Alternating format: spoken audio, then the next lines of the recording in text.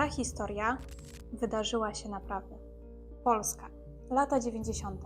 100 000 osób bierze kredyt Alicja. Obietnica, niskie raty i własne mieszkanie dla każdego. Brzmi idealnie?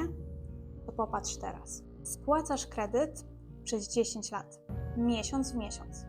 Sprawdzasz swój stan zadłużenia, a tam Twoje zobowiązanie jest 2 razy większe niż na samym początku.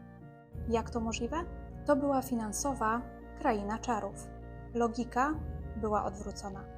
Rata była tak niska, że nie spłacała nawet samych odsetek. Brakująca kwota dopisywała się do Twojego długu, jak odsetki od odsetek. Efekt? Zamiast spłacać mieszkanie, każdego miesiąca dokładałeś sobie kolejny dług. Im więcej płaciłeś, tym więcej byłeś winny. Jeśli coś brzmi zbyt pięknie, sprawdź, czy gdzieś nie ukrywa się haczyk.